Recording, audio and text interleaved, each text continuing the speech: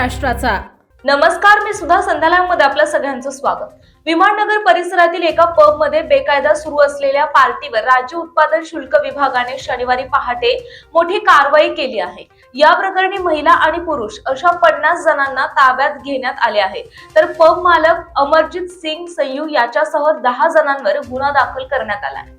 The noir pub मध्ये ही कारवाई करण्यात आली आहे।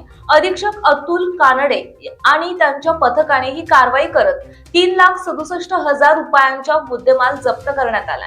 नववर्षाच्या स्वागतासाठी शहरात मोठ्या पार्ट्यांचे आयोजन केले जाते, तर दुसरीकडे नियम डावलून अनेक ठिकाणी बेकायदा पार्ट्यांचे सुद्धा आयोजन केले जात आहे।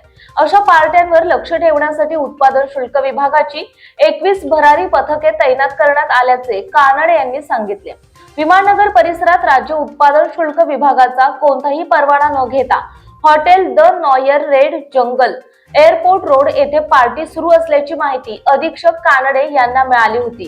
त्यानुसार पथकाने छापा टाकला। यावेळी विदेशी मद्याच्या 178 बाटल्या मिळून आल्या। अवैध मद्य व्यवसाय चालू असल्याकरिता वापरलेले साहित्य, खुर्ची, सोफा, लाकडी टिपॉय, लोखंडी स्पीकर, साऊंड, लॅपटॉप, एक संगणक, काचेचा ग्लास, फॉग मशीन इत्यादी साहित्य जप्त करण्यात आले। वरील प्रमाणे सदर गुन्ह्यामध्ये एकूण 52 आरोपींवर कारवाई करण्यात आली। त्यापैकी 2 आरोपी पब चालक आणि व्यवस्थापक यांचा शोध सुरू आहे। उत्पादन शुल्क विभागाच्या कालच्या नॉयर पब विरुद्धच्या कारवाईबद्दल माहिती देण्यात येत आहे।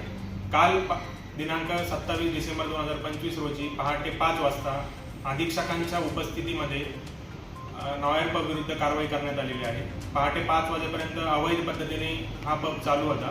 तेथे एकूण 52 जणांविरुद्ध त्यांच्या विरुद्ध कारवाई करण्यात आलेली आहे।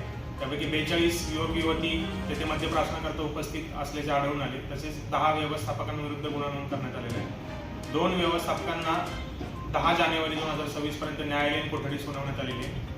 मुख्य आरोपी अमरजीत सिंग संधू याचा शोध सुरू असून त्याच्या विरुद्ध कारवाई करण्यात येईल।